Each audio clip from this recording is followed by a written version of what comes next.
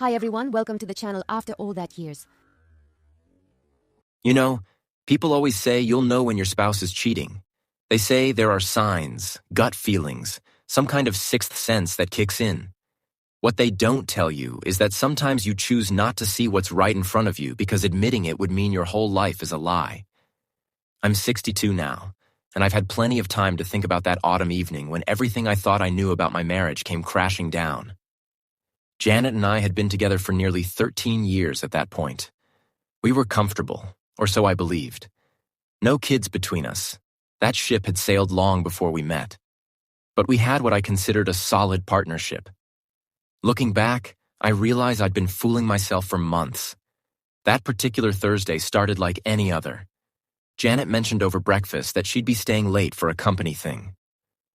"Just dinner with the marketing team," she said, not quite meeting my eyes as she scrolled through her phone. "Probably won't be back until after 10. Nothing unusual about that, really. Her job at the advertising firm kept her busy, and team dinners were common enough. But there was something in her voice that caught my attention. A lightness that hadn't been there in our conversations for months. She seemed almost excited about it. I should have trusted that instinct. Instead, I pushed it down and went about my day.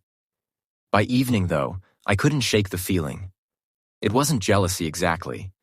More like a nagging sense that something was off. Janet had been different lately. Not just the late nights, though there had been more of those. She'd started paying more attention to her appearance again, buying new clothes, spending longer getting ready in the mornings.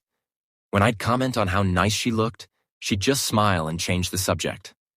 At around 9:30, I found myself reaching for my car keys. I told myself I was just going for a drive to clear my head, but deep down, I knew where I was heading. Her office building was only about 20 minutes away, and if she was really having dinner with colleagues, they'd probably be at one of the nearby restaurants. The parking lot at her building was mostly empty, no sign of any team gathering. That knot in my stomach tightened. I drove slowly through the area, checking the restaurants she'd mentioned before. Nothing. Then I saw her car.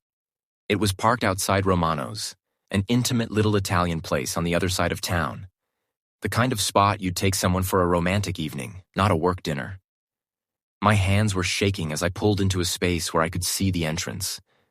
I sat there for maybe 10 minutes, part of me hoping I was wrong, that she'd come walking out with a group of coworkers, laughing and saying their goodbyes. Instead, I watched her emerge with just one person, a man I'd never seen before. Tall, well-dressed, probably around my age. They stood close together under the restaurant's soft lighting, and I could see her laughing at something he said. That laugh. It was the same one I'd fallen in love with years ago, but I hadn't heard it directed at me in so long that hearing it now felt like a punch to the gut. They lingered by their cars, talking quietly. At one point, he reached out and touched her arm, and she didn't pull away. She actually leaned into it. I should have confronted them right there, but I couldn't move. I just sat in my car, watching my wife of 13 years act like a completely different person with this stranger. Eventually, they got into their separate cars and drove off in different directions. The drive home felt like the longest 20 minutes of my life. My mind was racing, trying to make sense of what I'd just witnessed. Maybe it was innocent, an old friend, a colleague she hadn't mentioned. But even as I tried to convince myself, I knew better. Janet was already home when I walked in, sitting on the couch in her robe with a cup of tea, looking perfectly relaxed. "How was your evening?" I asked, trying to keep my voice neutral. "Oh, you know how it is," she replied without looking up from her magazine. "Same old shop talk. Pretty boring, actually." The lie came so easily to her that it took my breath away. I stood there for a moment, waiting for her to correct herself, to mention the man, to say something that would explain what I'd seen. But she just kept reading, occasionally sipping her tea like it was any other night. I went to bed without saying another word, lying awake until dawn while she slept peacefully beside me. Everything I thought I knew about our life together suddenly felt uncertain. How long had this been going on? How many other work dinners had actually been something else entirely? The next few days were torture. I kept waiting for Janet to slip up, to mention something that would give her away, but she was careful. Maybe too careful. She started being more specific about her whereabouts, volunteering details I hadn't asked for. Classic overcorrection. The kind of thing someone does when they're worried about getting caught. I found myself paying attention to things I'd never noticed before. The way she protected her phone, always keeping it face down or taking it with her when she left the room. How she'd sometimes get text messages late at night and quickly silence them before I could see the screen. The new perfume she'd started wearing. Something different from what she'd worn for years. After about a week of this, I couldn't take it anymore. I needed to know who this man was and what he meant to her. So I did something I never thought I'd do. I followed her again. This time, I was more careful. I waited until she left for work, then positioned myself where I could see the office parking lot. She left at lunchtime, which wasn't unusual, but instead of going to one of her regular spots, she drove across town to a small cafe I'd never heard of. Through the window, I could see her sitting with the same man from the restaurant. They looked comfortable together, familiar. At one point, she reached across the table and put her hand over his. The gesture was so natural, so intimate, that I had to look away. I didn't confront her that day either. Instead, I went home and tried to figure out what to do with this information. Part of me still hoped there was some innocent explanation, that I was misreading the situation. But watching them together had made one thing clear. This wasn't just a friendship. That evening, Janet seemed unusually affectionate. She cooked my favorite dinner and suggested we watch a movie together. It should have been nice, but all I could think about was how she'd looked at that man a few hours earlier. Was this guilt? Was she trying to make herself feel better about what she was doing? "Is everything okay?" she asked during the movie. "You seem distracted." The irony of her asking me that question wasn't lost on me. Here she was, carrying on with someone else, and she was worried about my mood. "Just work stuff," I told her. "Nothing major." She nodded and went back to watching the screen, but I caught her glancing at me a few times with a concerned expression. Maybe she was starting to suspect that I knew something. The following week brought more of the same. Careful lies, suspicious behavior, and my growing certainty that my marriage was falling apart. I considered hiring a private investigator, but something about that felt too invasive, too final. I still wasn't ready to blow up our life based on what I'd observed. Then, on a Tuesday evening, everything changed. Janet had gone out again. Another work obligation that I knew wasn't real. I was sitting in my study trying to focus on some reading when my phone rang. Unknown number. "Is this Edward?" a woman's voice asked. "Yes, who's this?" "My name is Diane. I think we need to talk about our spouses." The bottom dropped out of my world. "I'm sorry, what?" "Your wife Janet and my husband Gary have been seeing each other for months. I thought you should know." The phone call lasted about 20 minutes. Diane explained that she'd discovered the affair the same way I had, by following her husband and seeing them together. She'd been debating whether to contact me, but finally decided I deserved to know the truth. "I have photos," she said quietly, "if you need proof." I did need proof. As much as it would hurt to see, I needed something concrete before I could confront Janet. We agreed to meet the next day. Diane was about my age, maybe a little younger, with the tired look of someone who'd been carrying a heavy burden for too long. She handed me an envelope without saying much, just a sympathetic nod that said she understood what I was going through. The photos were worse than I'd imagined. Janet and Gary, apparently that was his name, holding hands, kissing, looking at each other the way she used to look at me. There were several from different occasions, different locations. This wasn't a recent development or a moment of weakness. This had been going on for a while. "How long have you known?" I asked Diane. "About 6 weeks," she replied. "I've been trying to figure out what to do. Gary doesn't know that I know yet." "What will you do now?" She shrugged. "Probably the same thing you're going to do. End it. 23 years of marriage. And this is how it ends." I felt sorry for her, but I also felt less alone. Someone else was going through this nightmare. Someone who understood exactly what it felt like to have your trust shattered. That night, I waited up for Janet. She came home around 11, humming softly to herself as she hung up her coat. She seemed happy in a way she hadn't been in months, and it made me sick to think about why. "Good evening?" I asked from the kitchen doorway. She jumped slightly. She hadn't seen me there. "Oh, yes, fine, just the usual." She paused, studying my face. "Are you feeling all right? You look pale." I wanted to throw the photos at her feet right then, to demand an explanation for months of lies and betrayal. Instead, I said, "I'm tired, going to bed." I couldn't sleep, of course. I lay there listening to her breathe, wondering how she could seem so peaceful when she was living such a massive lie. Did she feel guilty at all? Did she think about me when she was with him? The next morning, I made a decision. I couldn't keep living in this limbo, knowing what I knew but pretending everything was normal. I had to confront her, but I wanted to do it right. No accusations, no dramatics. Just the truth laid bare. I waited until she got home from work. She seemed to be in a good mood again, chatting about her day as she started preparing dinner. I watched her move around the kitchen, this woman I'd shared my life with, and tried to reconcile the person I thought I knew with the one who could deceive me so easily.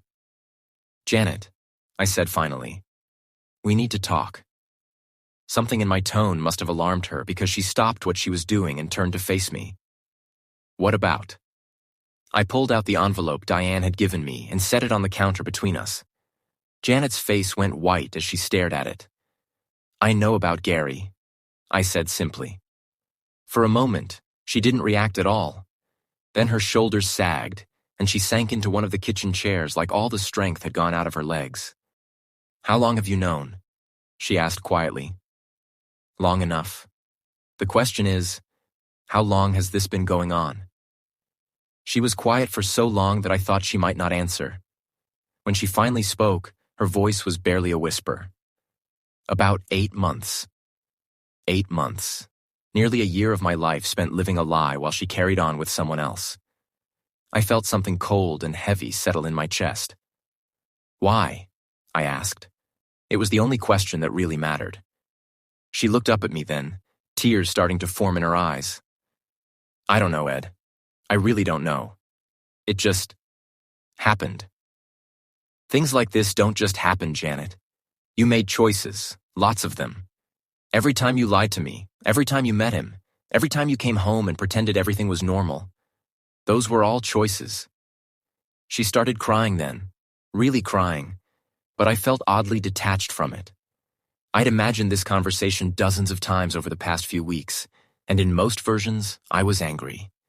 Yelling, demanding answers, making accusations.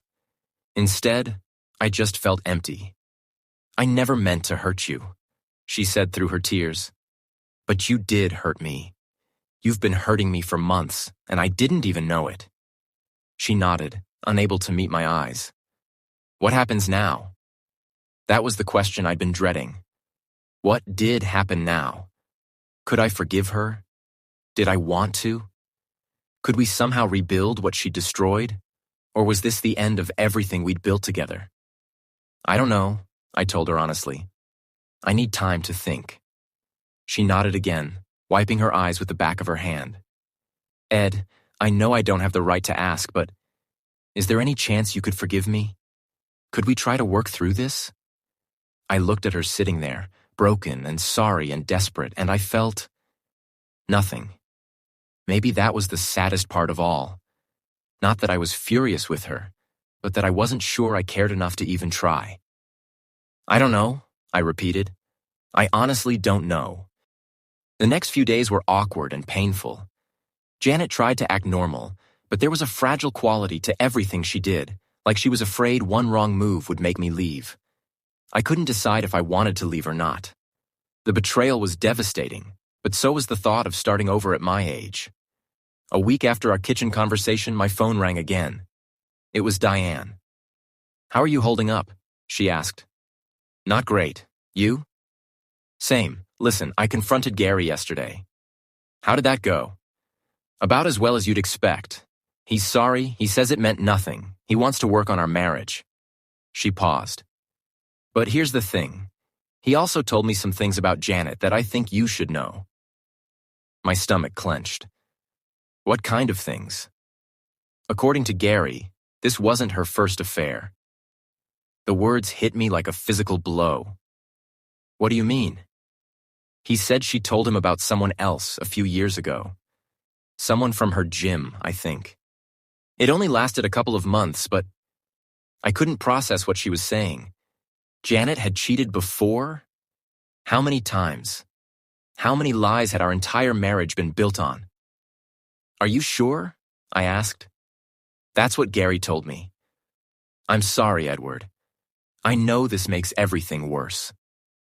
After I hung up, I sat in my study for a long time, trying to wrap my head around this new information.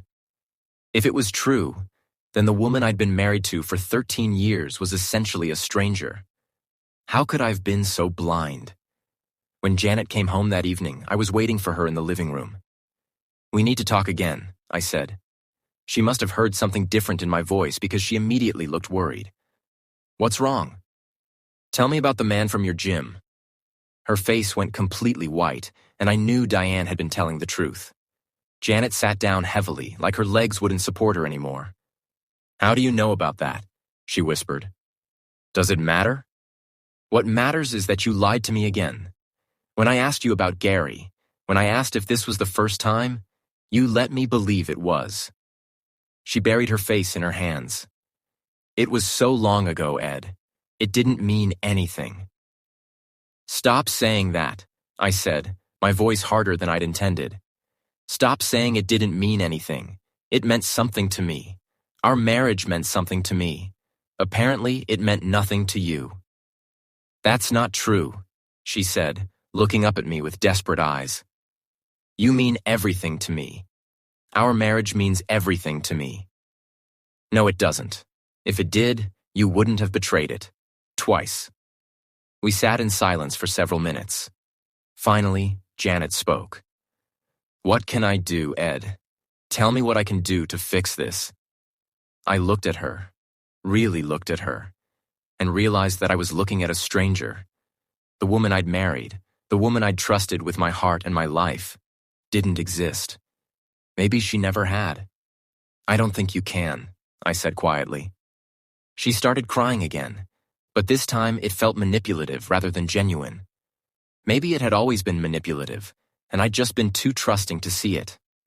Please don't say that, she begged. We can go to counseling. I can quit my job, cut all contact with Gary. Whatever you want. What I wanted was a wife who wouldn't cheat on me. What I wanted was a partner I could trust. You can't give me those things because you already took them away. Over the next few weeks, we went through the motions of trying to work things out. Janet did everything she said she would. Ended things with Gary, started seeing a therapist, even suggested we renew our vows as a symbol of starting fresh. But none of it mattered because the fundamental trust between us was gone. Every time she left the house, I wondered where she was really going. Every time her phone rang, I wondered who was calling. Every conversation felt strained and artificial. We were two people pretending to be married while dancing around the ruins of what we used to have. The breaking point came about a month later. I was in the garage, looking for some old tax documents, when I found a box of Janet's things that she'd apparently forgotten about. Mixed in with old work papers and photos was a receipt from a hotel. The date on it was from 2 weeks ago, well after she'd supposedly ended things with Gary. I confronted her that night, and this time there were no tears, no apologies, no promises to do better. She just looked tired. I'm sorry you found that, she said. Are you sorry you did it, or just sorry I found out about it? She didn't answer, which was answer enough. The next morning, I called a divorce lawyer. The process took about 6 months to finalize. We were civil about it, divided our assets fairly, sold the house, went our separate ways without any dramatic confrontations. But the whole time, I kept thinking about how easy it was to dismantle 13 years of shared life. A few signatures, some paperwork, and it was like we'd never been married at all. I haven't seen Janet since the day we signed the final papers. I heard through mutual friends that she and Gary eventually got married, though apparently that didn't last either. I can't say I was surprised. As for me, I'm doing okay. I moved to a smaller place across town, closer to my brother and his family. I've started going to a men's support group for people dealing with divorce and infidelity. It helps to talk to other guys who've been through similar situations. Do I regret how I handled it? Sometimes. Maybe I should have tried harder to save the marriage, been more forgiving, more willing to work through the betrayal. But I think I did what I needed to do to preserve whatever dignity I had left. The hardest part wasn't the divorce itself. It was accepting that the person I'd loved and trusted for so many years had never really existed. The Janet I thought I knew wouldn't have cheated, wouldn't have lied so easily, wouldn't have continued seeing Gary even after promising to end it. That woman was a fiction I'd created in my own mind. I'm not bitter about it anymore, not like I was in those first few months. Mostly, I'm just sad for what we could have had if she'd been honest, if she'd come to me when she was feeling disconnected or unfulfilled instead of seeking that connection somewhere else. Would I get married again? I don't know. The idea of trusting someone that completely again feels almost impossible right now. But I'm not giving up on the possibility of companionship, maybe even love. Just with better boundaries and fewer illusions about who people really are. The funny thing is, I'm probably happier now than I was for the last year or two of our marriage. I didn't realize how much stress I was carrying, how much energy I was spending trying to make sense of Janet's behavior and wondering why she seemed so distant. Now that I know the truth, as painful as it is, there's a certain peace in not having to wonder anymore. If I had to give advice to someone going through something similar, I'd say this. Trust your instincts. If something feels wrong, it probably is. Don't ignore the signs because you're afraid of what you might find. The truth might hurt, but living a lie hurts worse. And if you do discover that your spouse has been unfaithful, don't let anyone tell you how you should feel about it or how you should handle it. Some people can forgive and rebuild. Others, like me, find that the betrayal cuts too deep. Both responses are valid. The most important thing is to remember that their choices say nothing about your worth as a person or a partner. Janet didn't cheat because I wasn't good enough. She cheated because she chose to, repeatedly, despite having other options. I've learned to live with that knowledge, and I've learned to live with myself. Some days are harder than others, but I'm building a new life that's honest and authentic in ways my marriage apparently never was. Looking back now, I can see patterns I missed at the time. Janet had always been good at compartmentalizing her life. She had her work friends that I rarely met, her gym routine that she never invited me to join, her girls' nights out that became more frequent over the years. I thought I was being supportive by giving her space to have her own interests and relationships. Now I wonder if that space just made it easier for her to live a double life. The signs were there long before I caught her that night at Romano's. The new clothes, the different perfume, the way she'd light up when her phone buzzed. I'd noticed all of it but explained it away. When someone you love starts acting differently, you want to believe the best-case scenario. Maybe she was just happier at work, more confident after her promotion, excited about new friendships. The possibility that she was having an affair felt so foreign to who I thought she was that my mind couldn't even go there. But here's what I've learned about infidelity. It's rarely about sex, and it's rarely about love. It's about validation, excitement, the thrill of being wanted by someone new. Janet used to tell me, back when we were first dating, that she'd always been addicted to that honeymoon phase of relationships. The butterflies, the anticipation, the feeling that someone found her irresistible. I thought marriage had satisfied that need in her, but maybe all it did was suppress it for a while. The affair with Gary wasn't just a mistake. It was a pattern. According to what Diane told me, Janet had described her previous affair in detail to Gary, almost like she was proud of it. She'd talked about how alive it made her feel, how young and desired. Gary had found it troubling at the time, but not troubling enough to end things with her. That conversation with Diane haunts me more than almost anything else. Not just because it revealed Janet's history of cheating, but because it showed me how coldly she could analyze her own betrayals. She wasn't tormented by guilt. She was energized by the drama and excitement of leading a secret life. I keep wondering what would have happened if I hadn't followed her that night. Would she have eventually ended it with Gary on her own? Would she have moved on to someone else? How long could she have kept up the charade? Part of me thinks she might have been able to maintain the double life indefinitely if I hadn't caught her. She was that good at lying, that comfortable with deception. The hardest part of the divorce wasn't the legal proceedings or dividing up our belongings. It was telling our friends and family what had happened. Janet had been part of my life for so long that she'd become integrated into every relationship I had. My brother loved her like a sister. My elderly parents considered her their daughter-in-law. Our couple friends had to choose sides or awkwardly try to maintain relationships with both of us. I chose to be honest about why we were divorcing, which meant admitting that my wife had been unfaithful. Some people were supportive and understanding. Others seemed almost embarrassed by the revelation, like infidelity was something shameful that shouldn't be discussed openly. A few people, thankfully not many, suggested that I should have tried harder to work things out, that all marriages go through rough patches, that maybe I bore some responsibility for Janet's choices. Those comments stung more than I expected them to.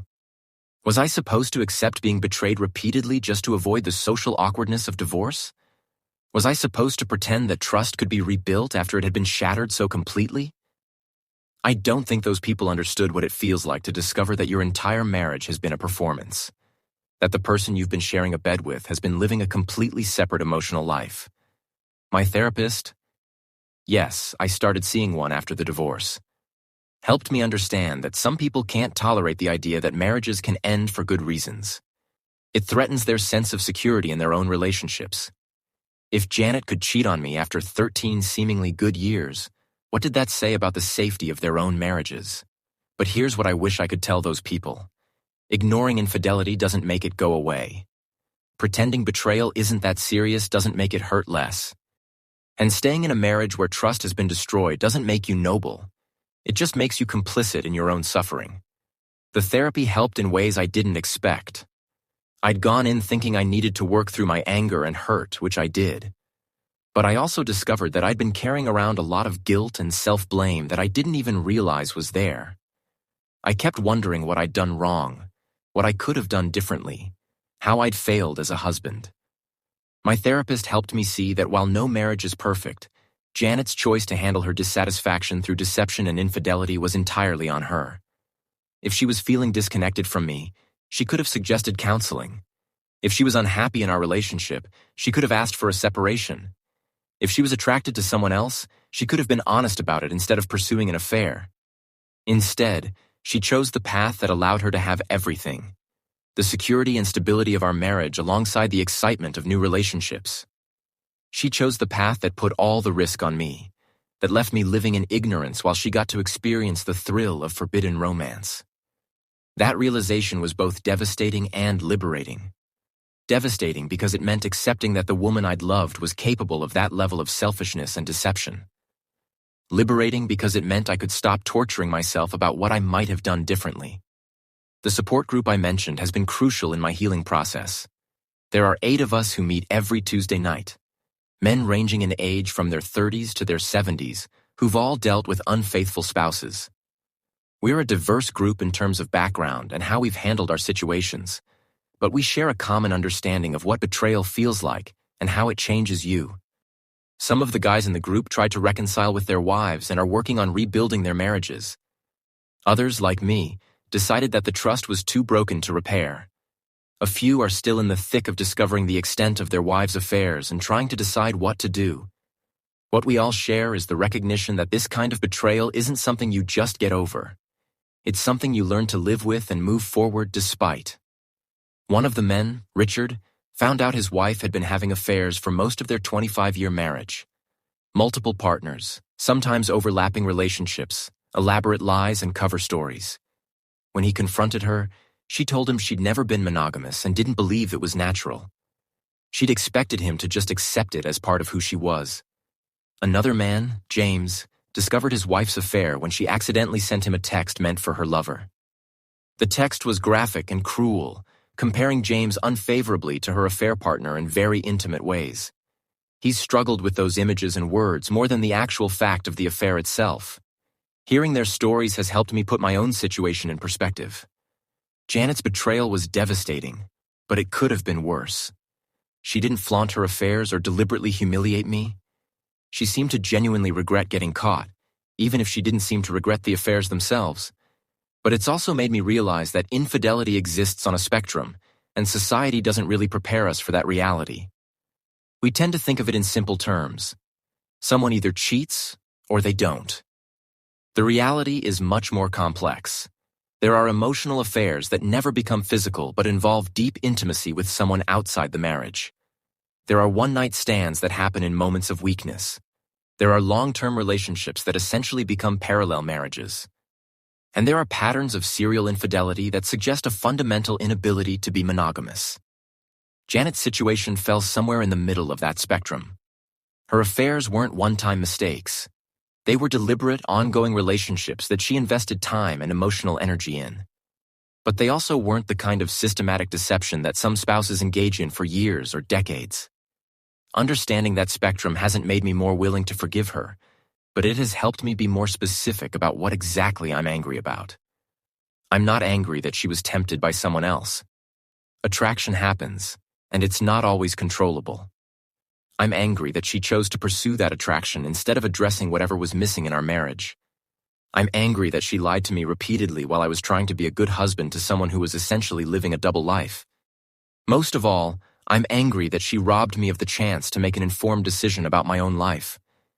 If she'd come to me months earlier and said she was unhappy, that she was attracted to someone else, that she wanted to explore an open marriage or separate for a while, I could have decided how to respond to that honesty.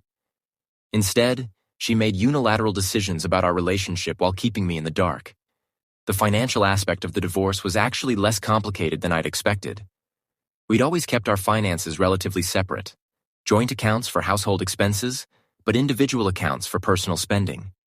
Neither of us had significant debt, and we'd accumulated a decent amount of savings and retirement funds over the years. The house sold quickly in a good market. What was harder was dividing up the emotional artifacts of our relationship. Wedding photos, gifts we'd given each other, souvenirs from trips we'd taken together. How do you split up 13 years of shared memories? I ended up keeping very little that reminded me of our marriage. Not out of bitterness, but because those objects had lost their meaning. They represented a relationship that, as far as I could tell, had been largely fictional. Janet wanted to keep more of the sentimental items, which surprised me initially. But then I realized that her experience of our marriage had been different from mine. While I was living under the assumption that we were partners in an exclusive relationship, she was managing multiple relationships and probably experienced our marriage as just one part of a more complex emotional life. The objects and photos represented genuine moments for her, even if those moments were happening alongside her deception. I sometimes wonder if she was capable of loving both me and Gary at the same time, or if her feelings for me had faded long before she started the affair. Did she stay in our marriage out of habit, convenience, or genuine affection? Did she compare us, or did we serve completely different needs in her life? These aren't questions I'll ever have answers to, and I've learned to be okay with that uncertainty. The need to understand every detail of her motivation and thinking was keeping me stuck in the past. At some point, I had to accept that Janet's inner life was unknowable to me and focus on building a future that didn't depend on making sense of her choices. The dating question comes up a lot, both in therapy and in conversations with friends. Am I ready to meet someone new? Do I want to remarry someday? How would I handle the trust issues that inevitably come with being betrayed by a spouse? Honestly, I don't know. The idea of being vulnerable with someone new, of building the kind of intimacy that makes betrayal possible, feels overwhelming right now. But I also don't want to spend the rest of my life alone just because Janet turned out to be untrustworthy. My therapist suggested that I might be more prepared for a healthy relationship now than I was when I married Janet. I have a better understanding of what red flags look like, what questions to ask, what boundaries to maintain. I'm less likely to ignore my instincts or explain away concerning behavior. In some ways, being betrayed has made me a more discerning person. But I'm also more guarded, less willing to assume the best about people's motivations. That might protect me from future betrayal, but it might also prevent me from forming the kind of deep connections that make relationships worthwhile. It's a balance I'm still learning to navigate. For now, I'm focusing on other relationships. My friendship with my brother has deepened considerably since the divorce, and I've reconnected with old friends I'd lost touch with during my marriage. I'm also exploring interests that I'd neglected over the years. I've started hiking regularly, joined a book club, even tried my hand at woodworking. It's been satisfying to remember who I am outside of being Janet's husband. The grief process has been more complicated than I expected. I wasn't just mourning the end of my marriage. I was mourning the version of my marriage that I thought I'd been living. There's a particular kind of loss that comes with realizing that many of your happiest memories were happening while your partner was actively betraying you. Our 10th anniversary trip to Italy, for instance. I remember how affectionate and happy Janet seemed during that vacation. I thought we were reconnecting, rediscovering why we'd fallen in love. Now I know that she was in the middle of her first affair at the time. Was she thinking about him while she was with me? Was she comparing our trip to moments she'd shared with him? Did any of her happiness during that time have to do with me at all? These questions used to torment me, but they've gradually lost their power. The trip happened. We both experienced it. Whether her enjoyment was genuine or complicated by her other relationship doesn't change the fact that it's part of my history now. I can't retroactively make our good times pure or our bad times make sense. What I can do is use what I learned about myself during those 13 years to build a better future. I learned that I value honesty above almost everything else in a relationship. I learned that I'd rather be alone than live with someone I can't trust. I learned that I'm stronger than I thought I was, more capable of starting over than I would have believed. Janet and I haven't spoken since the divorce was finalized. I heard through mutual friends that she and Gary eventually broke up. Apparently, the reality of being in a legitimate relationship with him wasn't as exciting as the affair had been. She's since moved to another state, started a new job, begun what I assume is a new life. I hope she's learned something from the destruction of our marriage, though I doubt it. People who are capable of that level of deception rarely develop insight into their own behavior without significant intervention. More likely, she's told herself a story about how our marriage was doomed anyway, how the affairs were symptoms of deeper problems, how she was just seeking happiness in an unsatisfying relationship. But that's no longer my concern.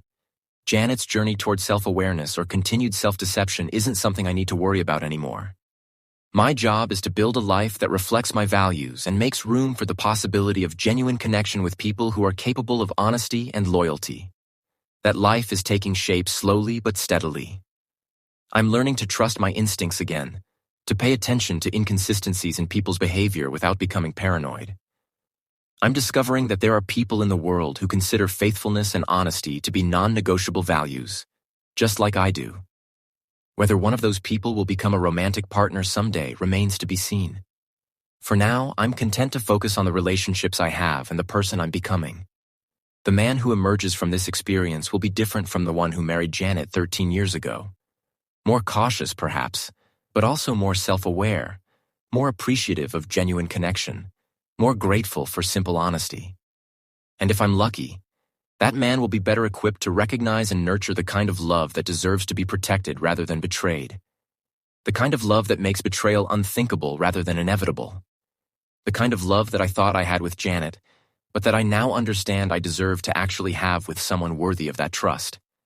That's enough hope to build a future on. That's enough wisdom to justify the pain of getting here. And that's enough peace to make this new life worth living.